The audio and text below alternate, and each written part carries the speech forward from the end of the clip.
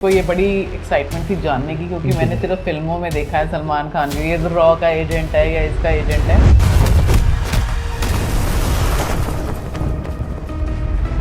तो एक चीज़ मैं आपकी और क्लियर कर दूं, फिल्मों में जो दिखाते हैं, एक था टाइगर में दिखाया, टाइगर जिंदा में दिखाया, फिर 3 में दिखाया, और ऐसी तमाम तरीके की जो फिल्में बनती हैं, जो एक जासूस का उसमें करैक्टर दिखाया जाता है, वो फिक्शन करैक्टर होता है, जासूस ऐसा होता नहीं है। सर मुझे आप ये बताइए कि आप डिटेक्टिव बने, आपको डिटेक्टिव बनने की इंस्पिरेशन कहाँ से मिली? तो एक फिक्शन करैक्टर है क्राइम रिपोर्टर सुनील। किस तरह की टेक्निक्स को यूज़ किया जाता है? जैसे हमने सुना है कि स्पाई कैमराज यूज़ करते हैं, ये बहुत पुराना चीज़ें हम बचपन से देखते आ रहे हैं, तो आजकल और भी कुछ ऐसे गैजेट्स हैं? तो इसमें जब हम इन्वेस्टिगेट करते हैं चीज़ों को, तो हमारे 3 मेथड्स होते हैं। एक चीज़ ये बताइए कि डिटेक्टिव हर कोई बन सकता है? कॉर्पोरेट आपको हायर करते हैं तो क्या आप वहाँ पे स्टिंग ऑपरेशंस वगैरह भी करते हैं? बहुत साल पहले 2008-9 की बात होगी, एनडीटीवी की एक मशहूर पत्रकार है, मैं नाम नहीं लूँगा यहाँ पे, वो मेरे से कोई ऐसी इन्फॉर्मेशन निकालना चाहती थी, या मुझे समझ रही थी कि मैं कुछ इलीगल काम कर रहा हूँ या कोई, आप पे स्टिंग ऑपरेशन हाँ, मेरे ऊपर स्टिंग ऑपरेशन कर रही थी। अब डिटेक्टिव एक साइबर क्राइम को रोकने में, या साइबर अगर फ्रॉड किसी के साथ हो गया है उसमें कैसे किसी की हेल्प करता है?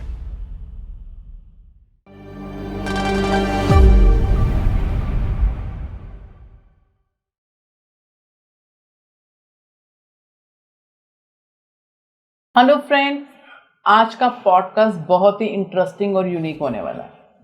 हम सब ने अपने बचपन में कोई ना कोई फिक्शन कैरेक्टर्स देखे हैं, सुने हैं, सीरियल्स देखे हैं, व्योमकेश बख्शी, करमचंद, सीआईडी के मल्टीपल कैरेक्टर्स। तो आज हमारे साथ जो गेस्ट जुड़े हैं वो हैं detective Rahul Rai Gupta. Hello sir. Hello. बहुत अच्छा लगा आपने हमारा इनविटेशन एक्सेप्ट किया और हमारी ऑडियंस के साथ जुड़ने के लिए, नए से नए एक्सपीरियंस शेयर करने के लिए हमारे साथ स्टूडियो में आए। आपका भी धन्यवाद, आपने मुझे इनवाइट किया, अपनी ऑडियंस से जुड़ने का मौका दिया, और मैं उम्मीद करता हूं कि आपकी ऑडियंस को कुछ अच्छा स्टफ सुनने को मिलेगा, सीखने को मिलेगा। पॉडकास्ट सुन के वो अपनी रिलेशनशिप के बारे में सोच पाएंगे, थोड़ा और हेल्दी कर पाएंगे उसको, और साइबर क्राइम से बच पाएंगे, क्राइम से बच पाएंगे। हम पूरी कोशिश करेंगे जी कि हमारी ऑडियंस इन सब चीज़ों को अच्छे से समझ पाए, लेकिन इसके लिए ज़रूरी है आपकी ऑडियंस को पूरा पॉडकास्ट सुनना। डेफिनेटली। तो अब देखिए, हमारा आज का डिस्क्लेमर है कि इस पॉडकास्ट को ना 1.5 पे भी मत सुनना, पूरा आराम से सुनना, ताकि आपको बड़ी इजी हर एक चीज़ों के बारे में, लाइफ के हर एक पहलू के बारे में, कि किस तरह से आपको सेफ्टी रखनी है अपनी लाइफ में, साइबर क्राइम को लेके, रिलेशनशिप्स को लेके, और लाइफ के और पहलुओं को लेके। तो लास्ट तक पूरा सुनिएगा हमारे आज इस पॉडकास्ट को। तो चलो शुरू करते हैं सर। मैं पहले एक और डिस्क्लेमर दे दूं, मैंने ऐसा क्यों कहा पूरा सुनने को।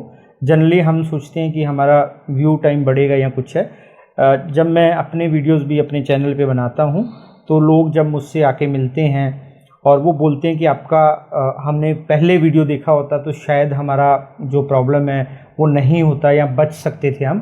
तो जनरली लोग क्या करते हैं कि एक इंसिडेंट जब हो जाता है तब वो चीज़ें ढूंढने की कोशिश करते हैं यूट्यूब पे कि इसके लिए क्या क्या चीज़ें हैं। तब जब हमारे वीडियोस उनको मिलते हैं तो वो कहते हैं आके, मतलब क्लेम करते हैं, अपनी गलती मानते हैं कि हम पहले आपके वीडियो देख लेते तो शायद हमें ये प्रॉब्लम नहीं होती। डेफिनेटली। तो this is the thing. Sir मुझे आप ये बताइए कि आप डिटेक्टिव बने, आपको डिटेक्टिव बनने की इंस्पिरेशन कहाँ से मिली? तो एक फिक्शन करैक्टर है क्राइम रिपोर्टर सुनील, और वेद प्रकाश शर्मा जी एक बहुत अच्छे राइटर हैं, नॉवलिस्ट हैं वो, तो उनके नॉवेल्स आते थे, अभी भी आते हैं। तो उनका एक करैक्टर था सुनील। तो मैं वहाँ से इंस्पायर हुआ जब मैं कॉलेज लाइफ में था, अभी यंग था बहुत, तो उस समय मैं नॉवेल्स पढ़ता था, और उनके नॉवेल से इंस्पायर होके मुझे जासूसी के बारे में पता चला, जासूसों के बारे में पता चला, और जासूसी दुनिया के बारे में पता चला।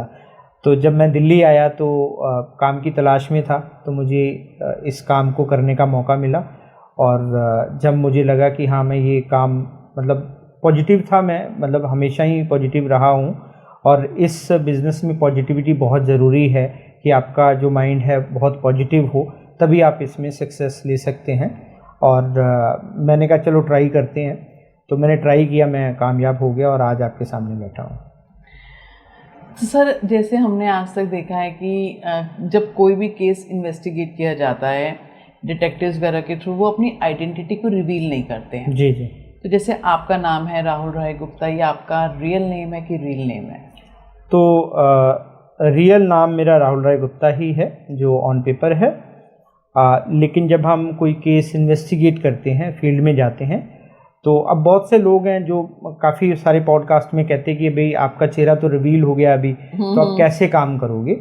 तो जनरली जब मैं केस पे किसी पे जाता हूँ, वैसे तो मेरी एक टीम है अच्छी खासी, लेकिन सम टाइम अगर क्लाइंट मुझे अफोर्ड कर सकता है और क्लाइंट चाहता है, जो बहुत पुराने क्लाइंट हैं जो काफ़ी समय से मेरी सर्विसेज ले रहे हैं, वो चाहते हैं कि आप ही हमारा केस हैंडल करो, तो उसमें फिर हम फील्ड में जो हमारा थोड़ा चेहरा है वो बदला हुआ होता है, लुक अलग होता है थोड़ा, और नाम तो डेफिनेटली अलग होगा ही होगा। तो जब भी हम फील्ड में काम करते हैं तो इन्वेस्टिगेटिव लाइन जो field as a field agent का जो चेहरा होता है वो अलग होगा, उसकी पहचान अलग होगी। जो हम अभी यहाँ बैठे हैं ये रियल पहचान है मेरी, ये रियल आइडेंटिटी है। Real, yes. आपने कहा कि ये आपकी रियल आइडेंटिटी है। आपने कहा कि जिस टाइम आप फील्ड में जाते हैं तो आपको डिफरेंट टाइप की अपनी पर्सनालिटी करनी पड़ती है, अपना भेज भी बदलना पड़ता है। जिस टाइम आप रूपरेखा अपनी चेंज करते हैं, तो क्या अपनी फेक आईडीज़ भी रेडीज होती हैं आपकी? नहीं, फेक आईडीज़ नहीं बनाते हम। उसका कारण क्या है कि कानून हमें फेक आईडीज़ बनाने की इजाज़त नहीं देता। कुछ कवर होते हैं हमारे, जो कवर हम बनाते हैं अपने बारे में, स्टोरीज़ होती हैं, स्टोरीज़ हम बनाते हैं। लेकिन कुछ लोगों को, जो हमारे क्लाइंट्स हैं, उनको पता होता है कि हाँ हम इस तरीके से करने वाले हैं, और उनका हम परमिशन भी लेते हैं कि हम इस केस में इस तरीके से काम करेंगे और ये चीज़ें करेंगे। तो फेक आइडेंटिटी बनाना मुझे लगता है कि कानूनन जुर्म है। वो आइडेंटिटी थेफ्ट करने का मामला आ जाता है, जो हमारे लॉ में हमें परमिट नहीं है, तो इसलिए हम वो जनरली नहीं करते। तो बिकॉज उसका कारण क्या है कि इंडिया के अंदर जो डिटेक्टिव्स को लेके लॉ है, कोई लॉ है नहीं बेसिकली। ना तो हम लीगल काम कर रहे हैं, ना तो हम इनलीगल काम कर रहे हैं, लेकिन हमें प्राइवेसी एक्ट को देखना पड़ता है कि हम किसी और लॉ को ब्रेक ना करें, तो इसलिए हम विद इन द लॉ रह के काम करते हैं। तो ये क्या गवर्नमेंट का ऑथराइज्ड कोई प्राइवेसी एक्ट है? जी जी हाँ, प्राइवेसी एक्ट बना हुआ है, और उसमें हम किसी के प्राइवेट प्रमाइसेस में नहीं जा सकते। तो बहुत सारी रिस्ट्रिक्शंस हैं वहाँ पे जो हम नहीं करते। हम जब भी कोई केस इन्वेस्टिगेट करते हैं, इन्वेस्टिगेशन से पहले हम ब्रीफिंग करते हैं कि हम क्या क्या काम करेंगे, कैसे कैसे करेंगे। उसमें कोई लॉ को हम ब्रेक तो नहीं कर रहे हैं, हम कुछ ऐसा तो नहीं कर रहे हैं जो कानून की तरफ से गलत हो या कानून को तोड़ रहे हैं हम। तो उस तरीके से हम सारा कुछ देख समझ के उसके बाद हम ऑपरेशन शुरू करते हैं बेसिकली। जब आपने कहा कि आप आइडेंटिटी को चेंज नहीं करते हैं, जिस टाइम आपने सिर्फ लुक्स चेंज की, तो आप इतने सालों से जिस टाइम इस फील्ड में हैं, आप जाते हैं केस को सॉल्व करने के लिए, आप सिर्फ बंदे की पर्सनैलिटी, व्यक्ति की पर्सनैलिटी से उसकी, कहते हैं ना, बंदे के और देख के उसकी सिचुएशनों को भांप लिया, वैसे भांप लेते हैं, या कुछ किस तरह की टेक्निक्स को यूज़ किया जाता है? जैसे हमने सुना है कि स्पाई कैमरास यूज़ करते हैं, ये बहुत पुराना चीज़ें हम बचपन से देखते आ रहे हैं। तो आजकल और भी कुछ ऐसे गैजेट्स हैं? तो इसमें जब हम इन्वेस्टिगेट करते हैं चीज़ों को, तो हमारे 3 मेथड्स होते हैं। पहला प्रेजेंस ऑफ माइंड होता है, जो काम करने गए हैं। डिटेक्टिव का और एक आम आदमी का थोड़ा सा डिफरेंस होता है कि हम हर चीज़ पे नज़र रखते हैं, हम सतर्क रहते हैं, हमेशा सावधान रहते हैं। तो आप आसपास की चीज़ों पे नज़र रखते हैं, जो आम आदमी सम टाइम नहीं रख पाता। जैसे लेट्स सपोज आपके पास एक कॉल आया, ठीक है, तो जनरली लोग क्या करते हैं कि कॉल एकदम से उठा लेते हैं, ठीक है, उनको लगता है कि पता नहीं क्या इंपॉर्टेंट होगा, तो टाइम नहीं लगाते। लेकिन हम थोड़ा सोचते हैं कि कॉल किसका है। हम स्क्रीन की तरफ देखते हैं, ट्रू कॉलर लगा हुआ है, उस पर कुछ ना कुछ आ रहा होता है, ऊपर लिखा हुआ, या बंदे का नाम आ रहा होता है, या स्पैम लिखा हुआ आ रहा होता है, या मार्केटिंग लिखा आ रहा होता है, कुछ ना कुछ आ रहा होता है। तो अब हम एनालाइज करते हैं कि ये फ़ोन उठाना है या नहीं उठाना। तो हम उसको देख कर के फ़ोन उठाएंगे। अगर हमें लगेगा कि किसी जानकार का फ़ोन है, तो हम ये भी सोचेंगे कि वो जानकार हमें क्यों फ़ोन कर रहा है। तो हम उसके बैकग्राउंड में जाने की 2-4, वो मतलब एकदम से होता है कि जब तक घंटी बजती है, पूरी घंटी बजती है, उससे पहले हम अपना मन बना लेते हैं कि ये फ़ोन उठाना है नहीं उठाना है, या काटना है ये फ़ोन। मतलब 3 चीज़ें होती हैं, या तो फ़ोन उठा लेंगे, या तो फ़ोन उठाएंगे नहीं या इमीडिएटली उसको काट देंगे ताकि हमारा टाइम वेस्ट ना हो। लेकिन आम आदमी जनरली ऐसा नहीं सोचता। जनरली क्या होता है कि आपके पास कोई एक व्हाट्सअप कॉल आई, तो व्हाट्सअप कॉल एक अनजान नंबर से आई तो जनरली हम उठा लेते हैं, एक आम आदमी उठा लेता है, लेकिन डिटेक्टिव फ़ोन नहीं उठाता वो, क्योंकि डिटेक्टिव को पता है कि व्हाट्सअप कॉल एक प्राइवेट कॉल है, वो ऐसे ही आपको कोई नहीं करेगा, ठीक है, जब तक आपके पास उसका नंबर सेव नहीं होगा, ठीक है। तो यहाँ आप उसको परमिशन नहीं दोगे कि हाँ तुम मेरे को व्हाट्सअप कॉल कर सकते हो। तो रेगुलर कॉल आ रही है तो अलग बात है, अदरवाइज व्हाट्सअप कॉल आ रही है तो वो हम एक प्राइवेट कॉल की तरीके से लेते हैं कि ये कोई अपना होगा जो हमें बहुत अच्छे से जानता है या जिसके साथ पहले म्यूचुअल एग्रीमेंट हो चुका होगा कि हाँ आप व्हाट्सएप पे कॉल कर सकते हो हमें, तो उसका कॉल उठाना है, तो अदरवाइज नहीं उठाना। तो जब हम वो कॉल नहीं उठाएंगे तो हो सकता है हम किसी स्कैम से बच जाएं या किसी प्रॉब्लम से बच जाएं। तो एक आम आदमी में और डिटेक्टिव में ये थोड़ा सा फ़र्क होता है जिसको हम अलग अलग तरीके से चीज़ें करते हैं। लेकिन जब आपके पास केसेस आते हैं वो एक आम आदमी ही निकल के आता है जो परेशान है, अपनी कुछ भी चीज़ों के लिए आ रहा है आपके पास में, और आजकल नॉर्मली लोग जो है व्हाट्सएप कॉल का यूज़ करते हैं। जी जी। तो फिर जिससे आप वो अननोन नंबर्स नहीं पिक करते हैं तो लोग आपको कैसे अप्रोच करते हैं? जो ऑपरेशन टीम है वो बिल्कुल अलग है हमारी, मतलब अगर मैं अपनी एजेंसी की बात करूं तो ऑपरेशन टीम अलग है और ऑपरेशन टीम मैं हेड करता हूं। जो सेल्स वाली टीम है, मार्केटिंग वाली टीम है, वो बिल्कुल अलग है। अगर पहली बार कोई हमसे जुड़ रहा है वो पहले सेल्स टीम के पास जाएगा। मेरा जो पर्सनल नंबर है वो कहीं पे भी आपको अवेलेबल नहीं मिलेगा, ना किसी वेबसाइट पे मिलेगा, ना किसी ऑनलाइन प्लेटफॉर्म पे मिलेगा। मेरा चेहरा मिलेगा, मेरा नाम मिलेगा, मेरा प्रोफाइल मिलेगा सारा, लेकिन आपको नंबर नहीं मिलेगा मेरा, ठीक है। उसका कारण क्या है कि सीधा मेरे से बात करना थोड़ा सा इसलिए मुश्किल हो पाता है क्योंकि मैं कहीं ना कहीं ऑपरेशन में हूँगा या कुछ ना कुछ कर रहा हूँगा ऐसा, जिससे कि मैं पब्लिक के साथ उस तरीके से नहीं जुड़ पाता जब तक कि कोई कंसल्टेशन बुक ना हो।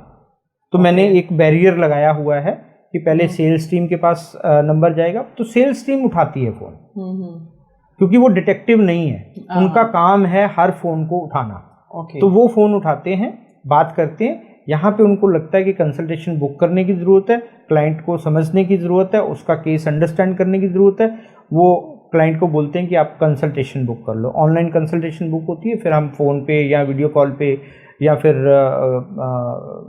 वन ऑन वन हम मीटिंग करते हैं और केस को समझते हैं। यानी कि जो आपकी कंपनी डिटेक्टिव गुरु के नाम से लोग वहाँ से आपको अप्रोच करते हैं और वहाँ से फिर मीटिंग फिक्स होती है आपकी। जी। एक चीज़ ये बताइए कि डिटेक्टिव हर कोई बन सकता है या जैसे हमने देखा है, मैंने आज तक सुना है कि कुछ ना कुछ गवर्नमेंट डिपार्टमेंट्स होते हैं, जैसे रॉ हो गया और आपका इंडिया का आईबी डिपार्टमेंट भी है, ये जैसे उनकी ट्रेनिंग होती है या वो लोग रिटायर्ड होते हैं तब डिटेक्टिव बन जाते हैं, मतलब कुछ पैरेलल इनका कुछ आपस में कनेक्शन है कि कोई भी बन सकता है?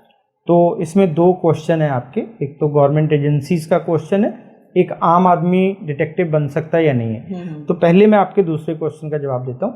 अब मुझे ऐसा लगता है, मैं जो फील करता हूँ कि हर आदमी जन्म से ही एक डिटेक्टिव होता है।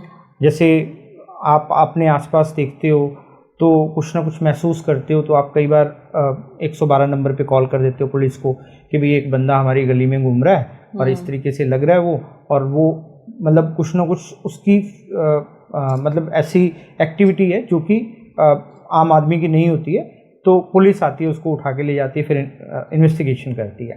तो ऐसे आम आदमी भी एक डिटेक्टिव की तरह ही होता है, बट फ़र्क सिर्फ इतना है कि एक डिटेक्टिव के पास ट्रेनिंग होती है, एक एक्सपीरियंस होता है, आम आदमी के पास वो नहीं होता। हमें पता है कि कहाँ पे कैसे रिएक्ट करना है, किस तरीके के साथ इन्वेस्टिगेशन करनी है। इन्वेस्टिगेशन के दौरान अगर हमें किसी को फॉलो करना है तो कपड़े कैसे पहनने हैं, हमें अपना ड्रेसअप कैसे रखना है, हमें क्या यूज़ करना है क्या नहीं यूज़ करना, जो कि आम आदमी जनरली नहीं जानता होता।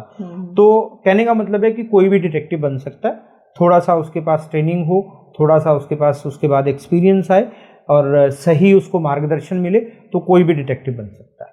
और दूसरी बात जहाँ तक रॉ और आईबी की है, तो रॉ के जो ऑफिसर्स होते हैं जैसे सब इंस्पेक्टर है या कांस्टेबल रैंक के लोग होते हैं या उससे जो नॉन आईपीएस होते हैं, तो जनरली या तो कोई डिटेक्टिव एजेंसी ज्वाइन कर लेते हैं या फिर अपनी रिटायरमेंट लाइफ को एंजॉय करते हैं और मेरे पास भी इंडिया में बहुत से रॉ के और आईबी के और सीबीआई के बहुत सारे ऐसे एक्स ऑफिसर हैं जो मेरे साथ काम करते हैं इंडिया लेवल पे। Very nice. मेरे को ये बड़ी एक्साइटमेंट थी जानने की, क्योंकि मैंने सिर्फ फिल्मों में देखा है सलमान खान के, ये तो रॉ का एजेंट है या इसका एजेंट है।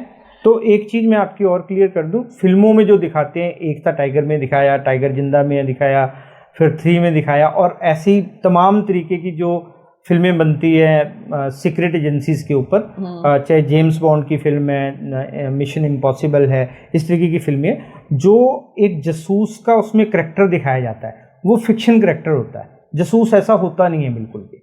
अच्छा, डिफरेंट होता है। बिल्कुल डिफरेंट होता है। जासूस के पास कोई गन नहीं होती, कोई वो किसी को मार नहीं रहा होता, कोई कुछ नहीं कर रहा होता। मैंने डिटेल वीडियो अपने यूट्यूब चैनल पे बनाया इसमें, उसमें मैंने बताया 7 अलग अलग मतलब जो मिथ है डिटेक्टिव्स को लेकर के, सीक्रेट एजेंसीज के डिटेक्टिव्स को लेकर के, एक मतलब सच्चाई क्या है और मिथ क्या है, तो उसके ऊपर मैंने एक डिटेल वीडियो बनाया हुआ है। तो बेसिकली डिटेक्टिव के पास जो गवर्नमेंट एजेंसीज का होता है, वो अकाउंटेबल होता है अपनी गवर्नमेंट के लिए। अगर वो इंडियन गवर्नमेंट के लिए काम कर रहा है, अगर वो लंदन में पोस्टिंग है उसकी, तो उसको अपना एक एक पल का हिसाब देना पड़ता है कि वो क्या कर रहा है। वो अपनी इच्छा से कुछ भी नहीं कर सकता, वो बेसिकली डेटा कलेक्ट करता है, वो अंडरकवर ऑपरेशन कंडक्ट करता है। उसका काम होता है किसी के ऊपर नज़र रखना, इंफॉर्मेशन जुटाना और अपनी गवर्नमेंट को देना, अपने डिपार्टमेंट को देना। डिपार्टमेंट उसको फिल्टर करता है। जैसे आपने न्यूज़पेपर में सुना होगा कि इंटेलिजेंस फेलियर हो गया, या ये इंटेलिजेंस की न्यूज़ थी, तो वो जो न्यूज़ होती है वो RAW वाले या IB वाले वो देते हैं।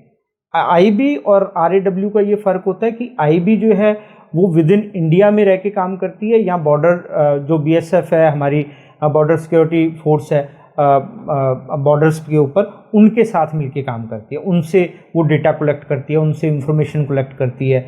तो आसपास के जो बॉर्डर पे गांव होते हैं उन वहाँ पे रहते हैं, वहाँ पे देखते हैं कि भाई बॉर्डर से जो दूसरी तरफ देश है, चाहे वो चाइना है चाहे पाकिस्तान है, तो वो क्या हरकतें कर रहे हैं, तो वो चीज़ें नोट करके कई बारी उनके ग्रुप में शामिल हो जाते हैं। तो वो इन्फॉर्मेशन इंडिया में आती है, यहाँ पे फिल्टर होके फिर वो गवर्नमेंट के पास जाती है बेसिकली। यानी कि जितने भी ये गवर्नमेंट ऑफिशियल्स के भी एजेंट्स होते हैं, ये वेपन फ्री रहते हैं। Yes yes yes. और अभी तक हम लोगों का फिक्शन है कि ऐसे होते, जैसे सलमान खान को दिखाया कि वो कुछ भी गोला बारूद पिस्टल सब यूज़ कर रहे हैं। नहीं, वो ऐसा होता नहीं, वो तो फिक्शन है। आपने देखा होगा कि उसमें डिस्क्लेमर में भी लिखा होता है कि ये फिक्शन है पिक्चर, इसमें मतलब जीवित और मृत व्यक्ति से कोई लेना देना नहीं है, ऐसी ऐसी तमाम चीज़ें उसमें लिखी होती हैं। अगर वो नहीं लिखी होंगी तो उनकी पिक्चर चलेगी नहीं, मतलब उनको सेंसर सर्टिफिकेट नहीं मिलेगा फिर। ओके। तो लाइक दैट, तो उनको डिस्क्लेमर देना पड़ेगा, हर चीज़ में डिस्क्लेमर देना पड़ेगा। जो हमारा सेंसर बोर्ड है इंडिया का, तो सेंसर का मतलब ही ये है कि वो सारी चीज़ें देखेंगे ताकि हमारी नेशनल सिक्योरिटी को कोई खतरा ना हो, हमारे समाज में सोसाइटी को कोई खतरा ना हो, और जो फिल्म वाले अपनी फिल्में बना रहे उनको कोई दिक्कत ना हो, बाद में थ्रेट ना आए। तो इसलिए वो सबसे पहले डिस्क्लेमर देते हैं। एक डिटेक्टिव कैसे डे टू डे लाइफ में एक आम आदमी को जो है हेल्प कर सकता है? बच्चा पैदा होता है, वो स्कूल जाता है। अब आपने देखा होगा, हम दिल्ली में जैसे रहते हैं, तो दिल्ली में सैकड़ों स्कूल हैं। तो मैं देखता हूँ कि बच्चों के माता पिता जो हैं उनको एडमिशन कराने के लिए, जब फर्स्ट एडमिशन कराना होता है तो लाइनों में लगे होते हैं, ठीक है। तो एजेंट आते हैं, उनसे पैसा खा लेते हैं, ठीक है। प्राइवेट स्कूल में ये बड़ी मतलब एक स्ट्रेंज चीज़ है कि प्राइवेट स्कूल में दाखिला दिलाने के लिए उनको रिश्वत देनी पड़ती है, और ये ओपन सीक्रेट है, सब जानते हैं, लेकिन फिर भी कोई कुछ नहीं करता है इसके ऊपर। तो डिटेक्टिव इसमें ये हेल्प कर सकता है कि अगर आप कोई स्कूल का चुनाव करो तो आप को बता सकता है डिटेक्टिव की स्कूल कितना अच्छा है, कितना कैसा है, उसकी रेटिंग क्या चल रही है, उसके ऊपर वो वेरीफाई करके आपको दे सकता है, ठीक है। और अगर आप किसी एजेंट को पैसा भी दे रहे हो, लेट्स सपोज आपको अब मजबूरी होगी किसी को पैसा देना, तो वो बंदा जेन्युइन है या नहीं, पैसा लेके भी काम करेगा या नहीं। तो आज से 10-15 साल पहले पोजीशन ये थी, लोग ऐसे थे, उनके थोड़े एथिक्स थे कि अगर आपसे पैसा ले लिया, ठीक है, वो आपका काम करेंगे। लेकिन अब ऐसे हैं कि पैसा ले लेंगे, उसके बावजूद भी काम की कोई गारंटी है नहीं है। तो ये गारंटी आपको हो तो आपको उसका बैकग्राउंड थोड़ा सा चेक करना पड़ेगा, जिसको हम ड्यू डिलिजेंस कहते हैं। तो आप जब भी किसी के साथ डील करते हो, कोई भी डील करते हो, चाहे रिश्वत देने की डील कर रहे हो, चाहे आप कोई अप्रोप्रिएट काम कर रहे हो, उसमें कोई बिजनेस कर रहे हो, कुछ भी कर रहे हो, तो अगर आप किसी के साथ डील कर रहे हो तो डील करने से पहले अगर वो हमारे पास आते हैं और हम उसका ड्यू डिलिजेंस करते हैं, हम उनको गो अहेड देते हैं कि ठीक है भाई ये बंदा ठीक है, तो आप इनके साथ डील कर सकते हो लाइक, तो वो ठीक है। उसके बाद बच्चा बड़ा होता है, स्कूल में जाता है। आपने सुना होगा कि एक आर.के. पुरम में डीपीएस स्कूल था, उसमें एक एमएमएस कांड हो गया था एक बार, ठीक है। उसके बाद हमारे पास बहुत सारे पेरेंट्स आए जो ये जानना चाहते थे कि हमारा बच्चा क्या कर रहा है। तो मैंने बहुत से ऐसे केसेस इन्वेस्टिगेट किए, यहाँ पे बच्चे एक दूसरे को गालियाँ दे रहे होते हैं, जबकि हम कहते हैं कि भाई इंग्लिश मीडियम स्कूल है, यहाँ पे तो बहुत तो कुछ सिखाया जाता है, यहाँ पे तो किसी को तू करके नहीं बोल सकते, आप करके बोलना होता है। जिस स्कूल में ये सिखाया जाता है कि आप करके बोलना होता है, वहीं पे वो गालियाँ दे रहे हैं और टीचर के सामने दे रहे हैं। टीचर को कोई फ़र्क नहीं पड़ रहा, क्योंकि टीचर के हाथ भी बंधे हुए हैं, वो भी कुछ ज़्यादा कुछ कर नहीं पाते। हम टीचर से बात करते हैं, वो कहते हैं जी हम क्या करें। अगर हम इनके माँ बाप को बोलते हैं या बुलाते हैं पीटीएम में, इनसे बात करते हैं, तो वो इतने पावरफुल लोग होते हैं कि हम कुछ कर ही नहीं पाते। वो कहते हैं ठीक है जी कोई बात नहीं, आप संभाल लो, देखो। वो अपने बच्चों की गलतियां देखना नहीं चाहते। तो बहुत सारे पेरेंट्स अवेयर होते हैं जो चाहते हैं कि उनका बच्चा सही दिशा में चले, ड्रग्स ना ले, किसी के गलत चक्कर में ना फंसे, कोई इस तरीके की बैड हैबिट ना हो। तो इसलिए वो हमारे पास आते हैं कि स्कूल के बाद बच्चा क्या कर रहा है, स्कूल के अंदर क्या कर रहा है, उनका बच्चा सही से मतलब ग्रो कर रहा है या नहीं कर रहा है, गलत हैबिट में तो नहीं है। जैसे आजकल गेम्स जो हम फील्ड में खेलते थे, मैदान में खेलते थे, वो कम हो गई हैं। अभी वीडियो गेम्स ज़्यादा आ गई हैं, लोग अपने अपने कमरों में रहते हैं, सबके पास फ़ोन होते हैं, डेटिंग ऐप पे होते हैं, फेसबुक पे होते हैं, इंस्टा पे होते हैं, तो रील्स देखते हैं। रील्स आपको बहुत सारी ऐसी भी मिलती हैं जो बहुत प्राइवेट होती है, जो बच्चों को शायद नहीं देखनी चाहिए, तो वो देख रहे हैं, नहीं देख रहे हैं, तो पेरेंट्स इसलिए भी आते हैं। उसके बाद बच्चा बड़ा हो जाता है, उसकी शादी होनी है, तो हम प्री मैट्रिमोनियल में उसकी हेल्प करते हैं, प्री मैट्रिमोनियल वेरिफिकेशन में, कि अगर आप किसी के साथ शादी कर रहे हो तो सामने वाला पर्सन मेल या फीमेल कैसा है, मैरिज मटेरियल है या नहीं है, उसका बैकग्राउंड कैसा है, जो आपको बताया गया है वो सही है या नहीं है, तो वो जांच का सब्जेक्ट है। उसके बाद शादी हो जाती है। शादी के बाद दोनों की आपस में नहीं बनती, एक दूसरे पे डाउट रहता है, तो वो डाउट हम क्लियर करते हैं। उसके बाद बच्चे हो जाते हैं, मामला इतना बिगड़ जाता है कि उनको अलग होना पड़ता है। तो बच्चा किसके पास रहेगा? माँ कहती है मेरे पास रहेगा, फादर कहते हैं मेरे पास रहेगा। तो अब हम जब वो कोर्ट में केस जाता है तो उनको साबित करना पड़ता है, माँ को ये साबित करना पड़ेगा कि मैं अच्छी माँ हूँ और मैं बच्चे को संभाल सकती हूँ। फादर अगर हमारे पास आता है तो वो कहता है जी इसकी बैड हैबिट निकालो, क्या है।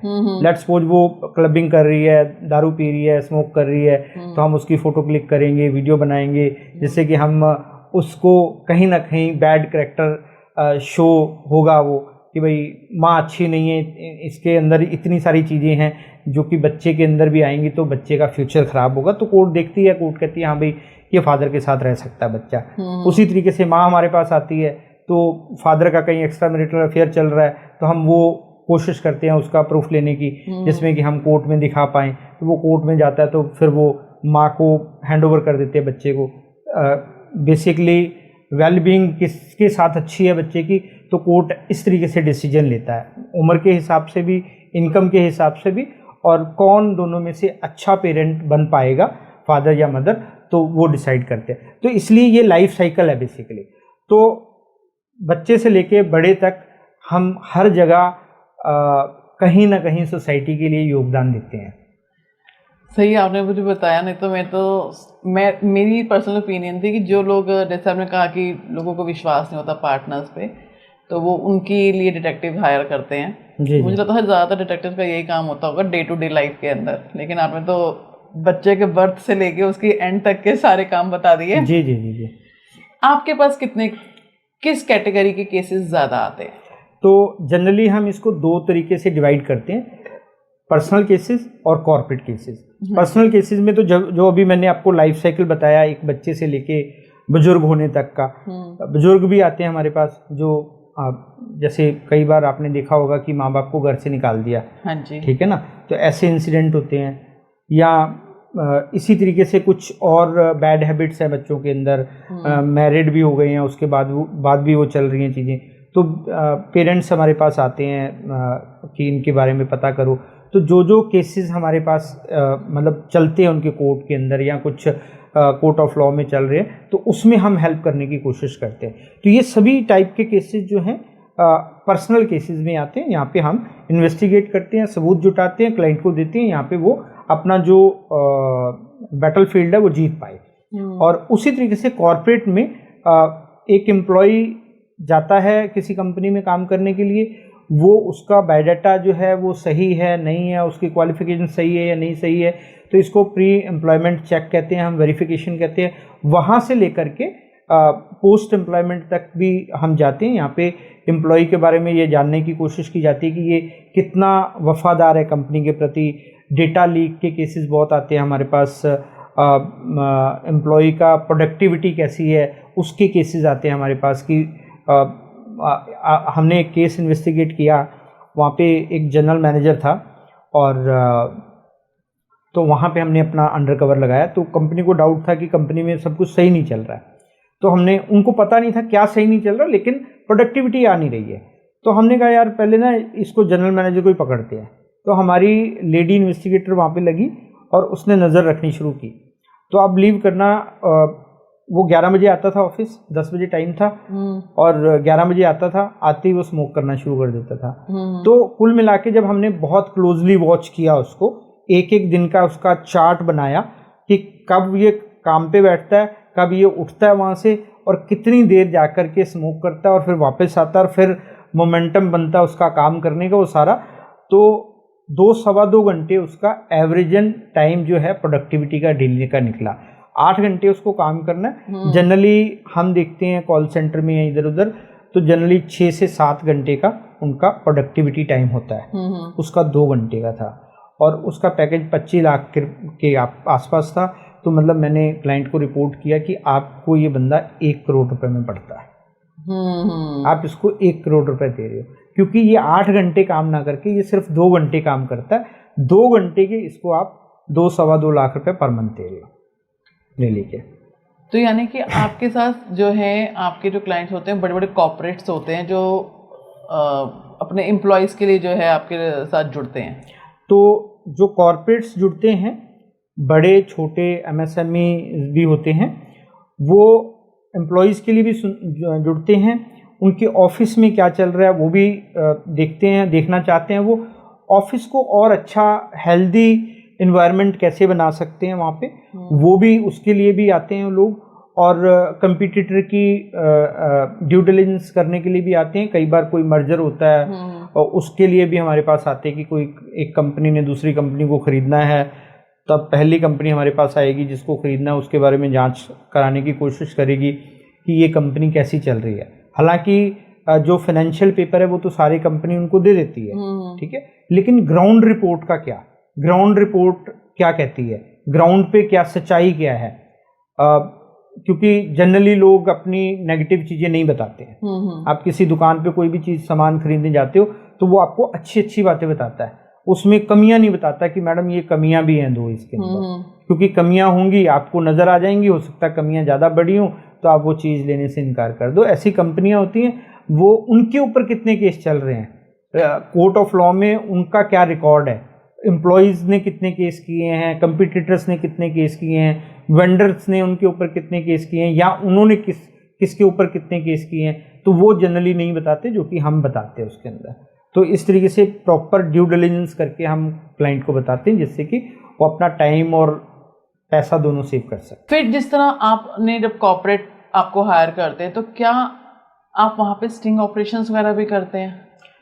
कॉर्पोरेट्स में जो ये स्टिंग ऑपरेशन हो गया, फिजिकल इंक्वायरी होगी, डिजिटल इंक्वायरी, ये बेसिकली हमारे छोटे छोटे टूल्स हैं जिनके ऊपर काम करते हैं। स्टिंग ऑपरेशन जो है वो कॉर्पोरेट्स में भी काम आता है और आपका पर्सनल केसेस में भी काम आता है। जैसे लेट्स सपोज एक पर्सन है, वो हमारे पास लेडी आई, उसने कहा कि मेरे पति के साथ जो है डिवोर्स का मामला चल रहा है और मैं मतलब मेंटेनेंस चाह रही हूँ उससे, लेकिन मेरा पति कोर्ट में कहता है एफिडेविट देके कि मैं कुछ कमाता नहीं हूँ। तो अब हमने पता लगाना है कि वो कुछ कमाता है, तो हमारी टीम उसके ऊपर काम करेगी। पहले होमवर्क होगा, फिर उसको फॉलो किया जाएगा, फॉलो करके ये पता लगाया जाएगा कहाँ जा रहा है, क्या कर रहा है। तो लेट्स सपोज वो एक दुकान पे जा रहा है, उसकी अपनी दुकान है या फादर की दुकान है, बट वो रिवील नहीं करता। वो कहता है जी मैं तो इस दुकान पे कभी कभार जाता हूँ। तो हम उसका स्टिंग ऑपरेशन करते हैं, फिर उससे डुकाए कस्टमर बन के उससे सामान खरीदते हैं, सामान खरीद के उसकी रिकॉर्डिंग करते हैं, रिकॉर्डिंग करके हम कोर्ट में दे देते हैं, जिससे कि ये साबित हो जाता है कि ये दुकान पे रेगुलर बैठ रहा है, ठीक है, और ये सामान बेच भी रहा है, बिल भी बना रहा है, उसकी हैंड राइटिंग भी उसमें आ जाती है। तो जिससे कि ये साबित हो जाता है कि ये पैसा कमा रहा है, ये सिर्फ बीवी को पैसा देना नहीं चाहता, इसलिए ये तमाशा कर रहा है। हमने जो तक स्टिंग ऑपरेशंस के अंदर इक्विपमेंट सुने हैं, मैंने या देखे हैं आजकल जो ऑनलाइन बड़े इजीली मिलते हैं। पेन देखा है, जो पेन लोग यहाँ पे कॉलर पे लगा लेते हैं, बटन में कैमरा लग जाता है, लेडीज़ पर्स में छोटा सा कैमरा लग जाता है। ऐसे और कौन से स्टिंग ऑपरेशंस के लिए इक्विपमेंट हैं? तो जो आपने ये चीज़ें बताई, ये मतलब एक ओपन सीक्रेट है, सभी जानते हैं। अगर मैं पेन लगा के जाऊँगा तो कोई भी मुझे पीट देगा, क्योंकि उसको पता चल जाएगा मैं उसकी रिकॉर्डिंग कर रहा हूँ। तो बहुत साल पहले 2008-9 की बात होगी, NDTV की एक मशहूर पत्रकार है, मैं नाम नहीं लूँगा यहाँ पे, तो उसका एक दिन मेरे पास फ़ोन आया और उसने कहा जी, उस समय मेरा नंबर भी था वेबसाइट वगैरह पे, तो उन्होंने कहा आपसे मिलना है। तो जनरली लोग मिलना पसंद नहीं करते, वो फ़ोन पे ही सारा कुछ डिस्कशन करना पसंद करते हैं, या मतलब अपना नाम या अपना शक्ल रिवील नहीं करना चाहते। वो अभी तो फिर भी इतना ओपन अप हो गया, लेकिन मैं 15-16 साल पहले की बात बता रहा हूँ, वहाँ तब तो बहुत दिक्कत थी, लोग क्लाइंट मिलते नहीं थे जनरली। 100 क्लाइंट फ़ोन करते थे, उसमें इक्का दुक्का क्लाइंट आते थे हमारे पास मिलने के लिए। तो अब जो सामने से कह रहा है कि मुझे आपसे मिलना है, तो शक होना वाजिब है, और हम तो वैसे ही शक कर लेते हैं थोड़ा पहले। तो मैंने कहा अच्छा ठीक है मैम, आइए, कोई दिक्कत नहीं है। आप तो करते हो ASP वाला का ना, CID में आता है, हाँ, कुछ तो गड़बड़ है। तो जैसे ही उसने कहा कि आपसे मिलना है, उसने कोई केस नहीं बताया, कुछ नहीं बताया, आपसे मिलना है, तो मैं समझ गया कि कुछ तो गड़बड़ है। मैंने कहा ठीक है मैम, आ जाइए, कोई दिक्कत नहीं है। तो हम अब गड़बड़ से डरने वाले तो है नहीं है, तो मैंने उनको इनवाइट कर लिया। तो ऑफिस आई, वो 2 घंटे के बाद वो आ गई ऑफिस, और उन्होंने अपना जो पर्स है वो ऐसे रख दिया सामने टेबल पे, ठीक है। मैं समझ गया कि पर्स में कैमरा लगा हुआ है, ठीक है। तो उन्होंने अपने एक फेक बॉयफ्रेंड की स्टोरी बताई हमें, फिर हमसे कुछ ऐसी इनलीगल चीज़ों की डिमांड की कि ये दे दो जी, ये दे दो जी, ये दे दो हमें, ठीक है। तो लेकिन हम वो चीज़ें नहीं करते थे, तो मैंने मना किया, और मैंने उनको लीगल सोल्यूशन बताया कि हम इस तरीके से ये काम करेंगे, आपका काम हो जाएगा, बट तरीका मेरा होगा, क्योंकि we are just like a doctor. तो डॉक्टर बताएगा कि आपका इलाज कैसे होगा, आप नहीं बताओगे डॉक्टर को कि इलाज कैसे होगा। तो डॉक्टर की तरीके से हमें काम करने दो आप, ठीक है ना। तो मैंने तरीका बताया, वो तरीका बड़ा सही भी था, उससे इंफॉर्मेशन भी निकल आती, लेकिन क्योंकि उसका टारगेट कुछ और था, वो मेरे से कोई ऐसी इंफॉर्मेशन निकालना चाहती थी, या मुझे समझ रही थी कि मैं कुछ इनलीगल काम कर रहा हूँ, या कोई आप पे स्टिंग ऑपरेशन हाँ, मेरे ऊपर स्टिंग ऑपरेशन कर रही थी। बेसिकली उन दिनों क्या था कि डेटा थेफ्ट का, CDR का, कॉल डिटेल्स का, बैंकिंग डिटेल्स का, इस तरीके का था कि भाई लोग जो प्राइवेट डिटेक्टिव ऐसे निकालते, बहुत पकड़े भी गए थे। और उन दिनों उससे 2-4 साल पहले 2005 में अमर सिंह का फ़ोन रिकॉर्ड हुआ था। अमर सिंह SP में थे, SPA में थे, तो उनका फ़ोन रिकॉर्ड हुआ था, और उनका फ़ोन रिकॉर्ड होके जो उनका लोधी कॉलोनी वाले उनके घर पे था लगा हुआ, तो टेलीफोन रिकॉर्ड हो गया था उनका, तो जिसकी वजह से बहुत मतलब बवाल मचा था। और कई सारे लोग उसके अंदर फंसे भी थे, बाद में CBI का केस भी चला उसके अंदर, और कई लोग जो अंदर भी हुए, उसमें कुछ डिटेक्टिव भी थे एक्चुअली। तो उन दिनों ये बड़ा बूम पे था कि भाई जो डिटेक्टिव लोग हैं इस तरीके की चीज़ें करते हैं, बट शुरू में हमने कभी की नहीं है, तो हम नाम भी नहीं लेते हैं उन चीज़ों का। तो हम अपना ऐसा रास्ता निकालते हैं जिससे कि हमारा काम भी हो जाए, हम लॉ भी ब्रेक ना करें। तो मैंने उनको बताया, बट वो अड़ी हुई थी कि नहीं जी ऐसे कर लेते हैं, वैसे कर लेते हैं। तो खैर वो अपना 1 घंटा बैठ करके वो चली गई, उनको कुछ हाथ लगा नहीं होगा, अगले दिन उनकी स्टोरी आती है अपना टीवी पे, और टीवी पे वो दिखाया जाता है उनका सारा स्टिंग ऑपरेशन। वो कई डिटेक्टिव से मिली, इंक्लूडिंग मी ऑल्सो। अब मेरे को मीडिया से थोड़ा सा ऐतराज़ ये होता है कि जो बुरी चीज़ें हैं, जो चीज़ें किसी ने बोला कि हाँ हम आपको ये इन्फॉर्मेशन दे देंगे, वो तो दिखा दिया उन्होंने, लेकिन जिन्होंने ये बोला कि हम इस तरीके से काम करेंगे आपको नहीं दे पाएंगे, वो नहीं दिखाया। तो मीडिया का काम है बैलेंस करके चलना चीज़ों को, कि जो अच्छी चीज़ें वो भी दिखाओ, जो बुरी चीज़ें वो भी दिखाओ। लेकिन जनरली मीडिया क्या है, जो बुरी चीज़ें वही दिखाता है, अच्छी चीज़ें दिखाता ही नहीं है वो। तो दिस इज द थिंग। तो इसलिए आपने कैमरों की बात की, तो किसी के सामने भी आप पर्स रखोगे उसको पता चल जाएगा कि पर्स में कैमरा लगा हुआ है, क्योंकि पर्स जनरली आप अपनी गोद में रखते हो और सामने टेबल है, तो गोद में पर्स छुप जाएगा, आप रिकॉर्ड नहीं कर पाओगे। अगर आप ऐसे सामने रखते हो पर्स, तो सामने वाले को पता चल जाएगा कि हाँ कैमरा लगा हुआ है, ठीक है, क्योंकि आप मतलब एक अलग वे में उसको आप रख रहे हो, तो पेन का तो पता चल ही जाएगा।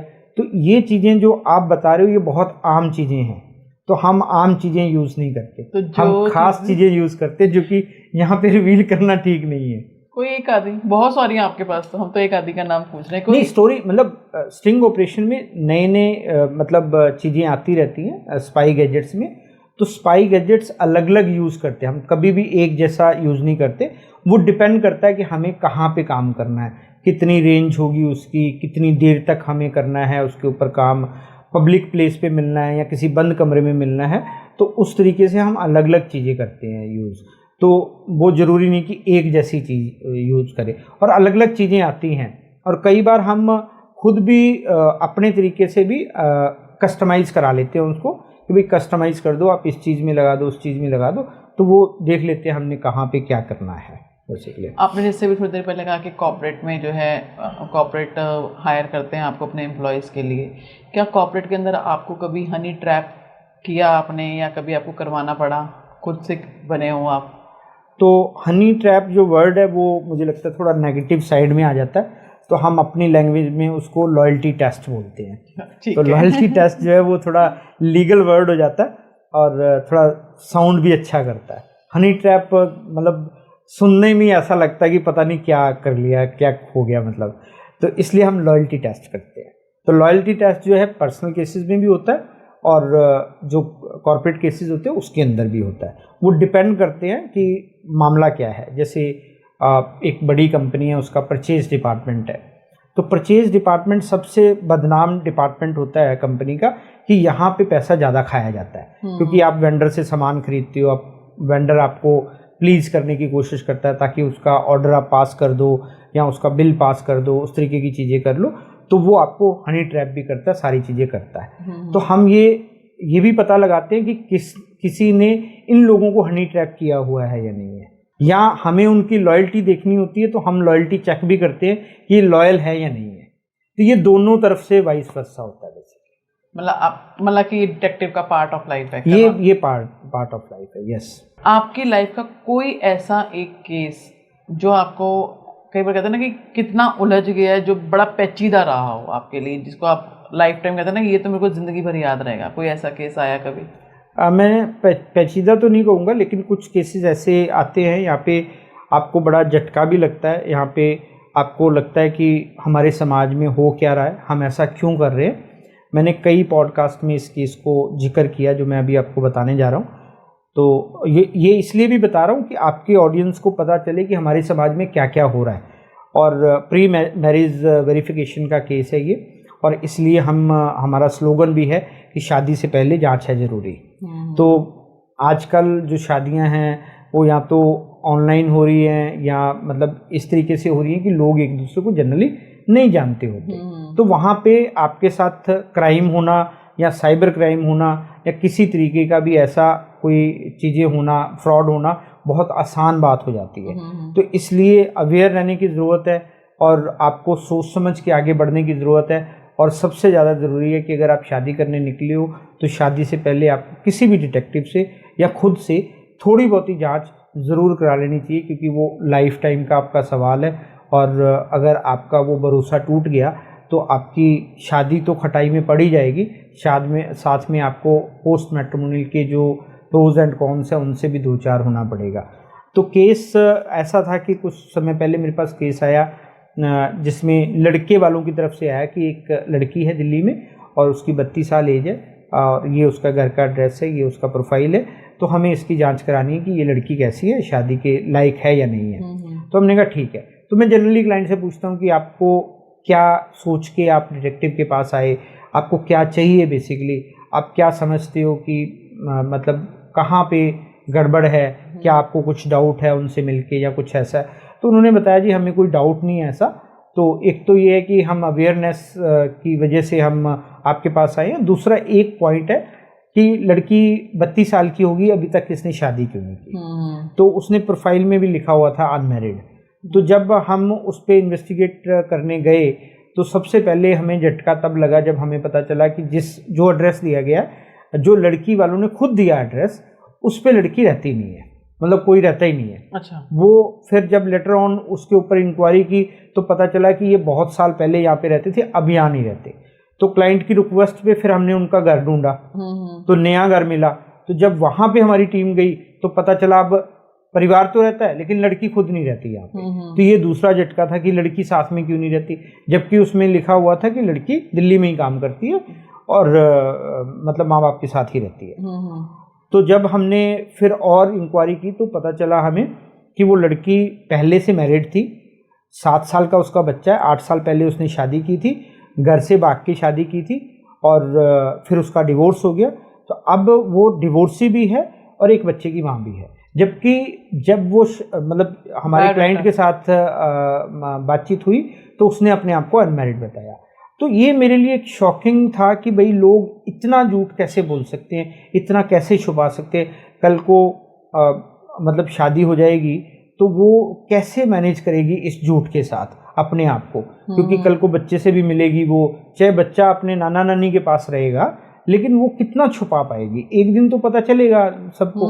तो फिर क्या हालत होगी, उस लड़के की हालत क्या होगी जिसने विश्वास करके उसके साथ शादी की। तो कई बार इस तरीके के केस आते हैं तो बड़ा मन दुखी भी होता है, मतलब ऐसा लगता है कि समाज में क्यों ऐसा हो रहा है, क्या हो रहा है, ये ऐसा ये नहीं होना चाहिए। हम शादी करने निकले हैं, ज़रूरी नहीं है कि एक लड़की का अगर शादी नहीं चली तो उसकी दूसरी शादी नहीं हो सकती। अगर वो डिवोर्सी है तब भी उसकी शादी हो सकती है, अगर उसके पास एक बच्चा है तब भी उसकी शादी हो सकती है। तो फ़र्क सिर्फ इतना पड़ेगा कि आपको अनमैरिड लड़का नहीं मिलेगा, आपको हो सकता है कोई डिवोर्सी या जिसका एक ऑलरेडी बच्चा हो तो उससे आपकी शादी हो जाए, लेकिन कम से कम आपके मन पे बोझ तो नहीं रहेगा ना कि आपने कुछ गलत किया है उसके साथ। तो आप अपने बच्चे को भी अपने पास रख पाओगे।